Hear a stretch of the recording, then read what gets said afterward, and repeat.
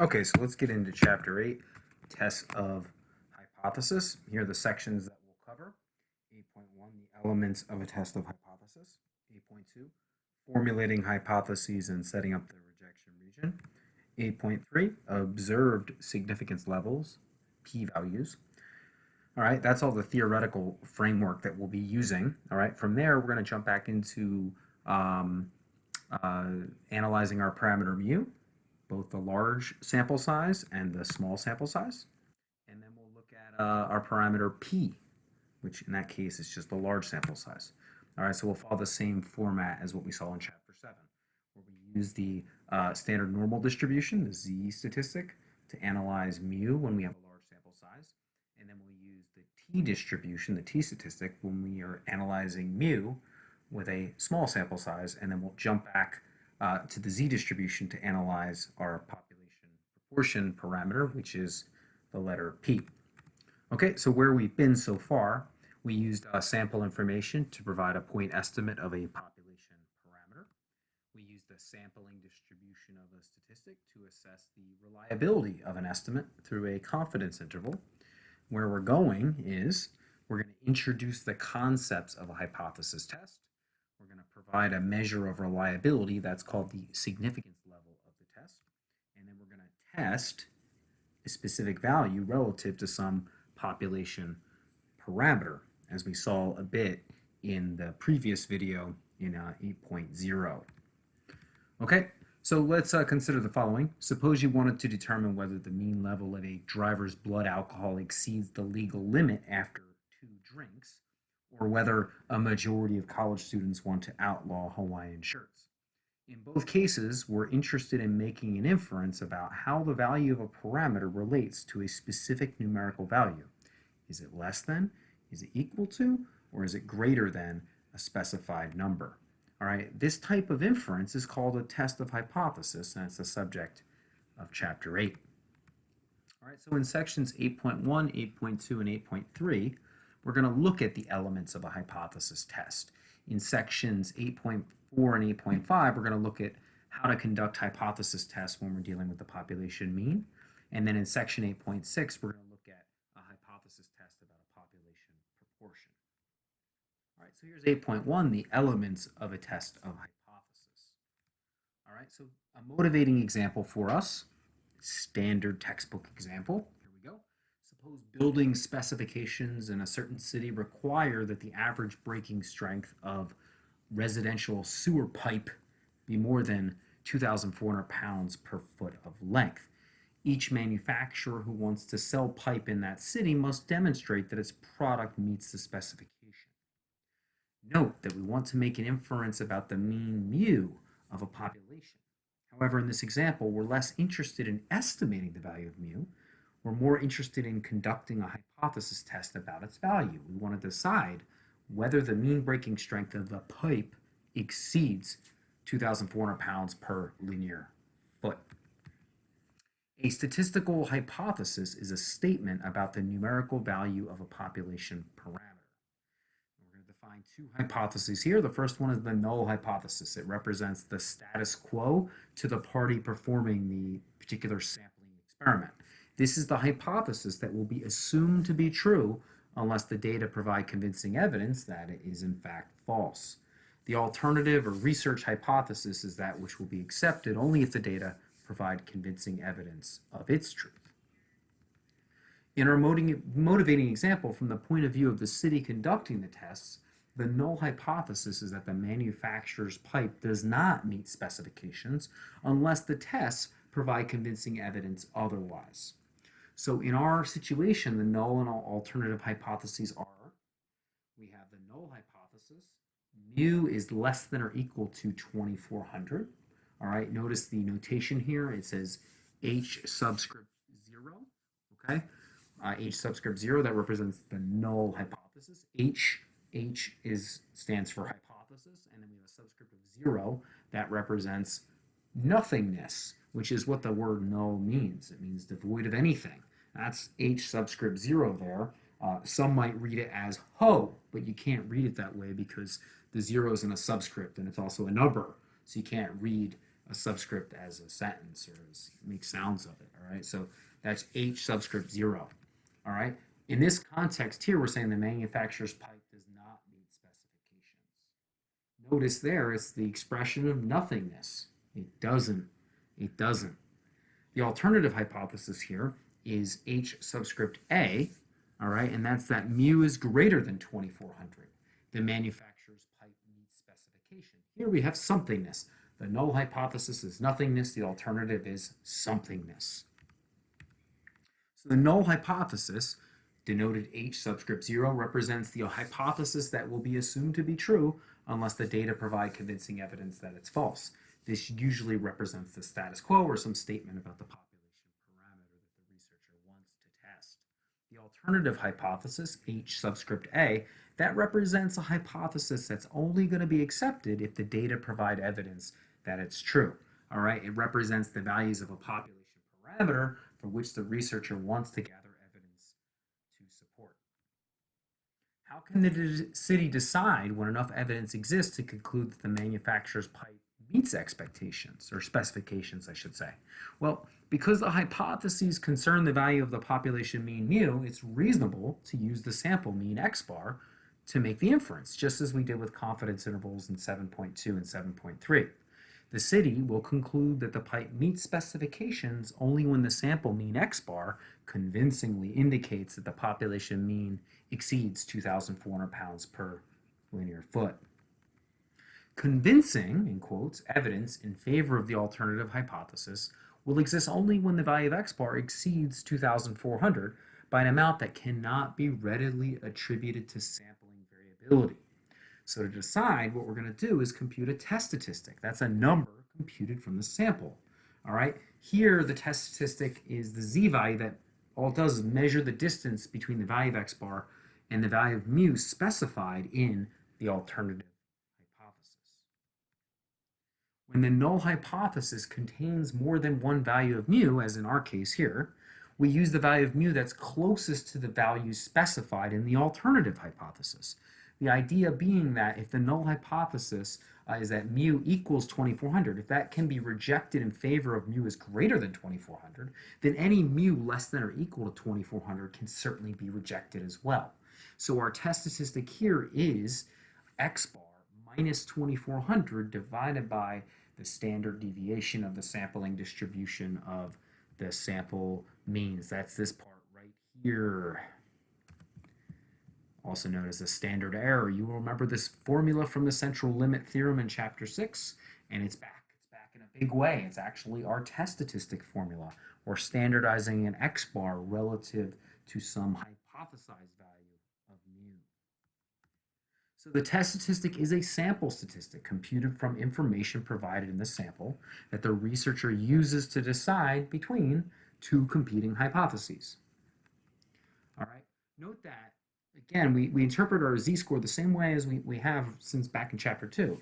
Z equals 1 means that whatever we're standardizing is one standard deviation above the mean. In this case, it's a hypothesized value. All right, so that's z equals 1. Z equals 1.5 means we're 1.5 standard deviations above 2400. Z equals 11.4 means that x bar is 11.4 standard deviations above mu equals 2400. Consider if we're trying to demonstrate that the mean breaking strength of this pipe is more than 2400, with which z-score would you have the most evidence? I'll give you a moment. The bigger z-score would provide more evidence, right? Because that x bar will be farther away. All right, so how large must z be before the city can be convinced that the null hypothesis can be rejected in favor of the alternative, and thus conclude that the pipe meets specifications? So here what we're going to do is analyze the sampling distribution of x bar if the null hypothesis is true, and this is what it looks like. If the null hypothesis is true, then according to the central limit theorem, this will be right at the center of the sampling distribution. Okay, and if we move 1.645 standard errors to the right of that, we're going to capture a spot where we can reject the null hypothesis, and we're going to see in a moment that that's associated with an alpha of 0.05. All right, so the chance of observing an x bar more than 1.645 standard deviations above 2400 is only 5% in this case, if in fact the true mean is 2400. If the sample mean is more than 1.645 standard deviations above 2400, one of the following must be true.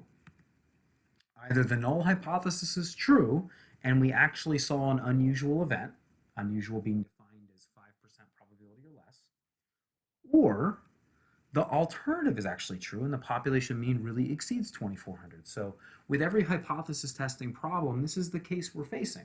We have to decide whether or not we experienced an unusual event. If we did, then we're going to oftentimes, as we'll see, reject the null hypothesis. So because we'd most likely reject the idea that an unusual event has occurred, in this situation, we're going to reject the null hypothesis that mu is less than or equal to 2400 and conclude that the alternative, mu is more than 2400, is actually true. Now, what is the probability that this procedure will lead us to an incorrect decision?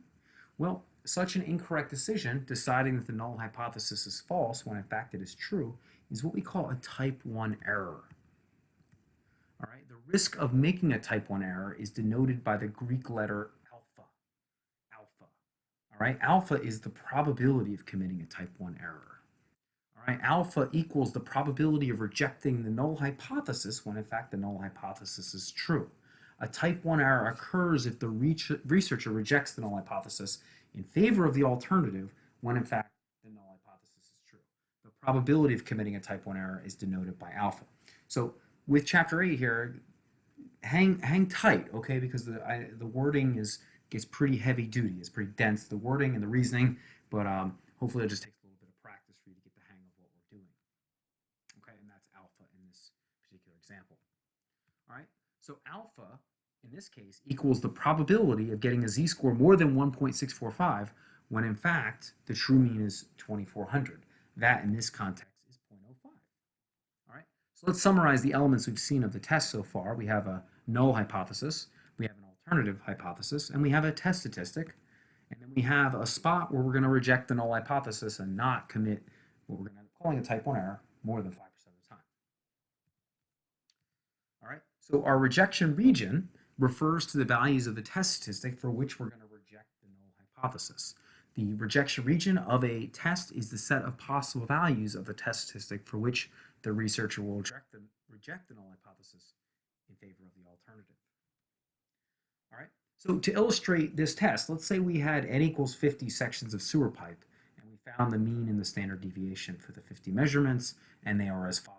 All right, we have an x bar and we have an s. All right, so we're going to use s to estimate sigma, as just we saw in chapter 7, because of the central limit theorem. If we have a large sample size, s is reasonable. If we have a large sample size, reasonable in terms of just substituting in for the population standard deviation. Okay, so our test statistic here is, if we substitute everything in, we end up getting a z-score of 2.12. So if the null hypothesis is true, would it be weird to get this z-score? So here we have our sample mean is 2.12 standard error, standard deviations above mu of 2400. Because that value exceeds 1.645, it falls in the rejection region. So if it falls in the rejection region, we're going to reject the null hypothesis. We're going to reject the null hypothesis that mu is 2400. We're actually going to include that it's more than 2400. All right. So in this context, it appears that the company's pipe has a mean strength that exceeds 2,400 pounds per linear foot. Right. So safe, good, safe pipe. All right, so how much faith can be placed in this conclusion? What is the probability that our statistical test could lead us to reject the null hypothesis and conclude that the company's pipe meets the city's specifications when in fact the null hypothesis is true? The answer here is alpha equals 0.05. So we selected our level of risk, alpha, of making a type 1 error when we originally constructed the test. So the chance is only 1 in 20 that our test would lead us to conclude the manufacturer's pipe satisfies the city's specifications when in fact the pipe does not meet specifications. On the other hand, suppose we had the same mean breaking strength for the 50 sections of sewer pipe. Let's say it turned out to be 2,430. Let's say we still have the same standard deviation. Now our test statistic would be 1.06. Right? So before it was 2.12, now it's 1.06.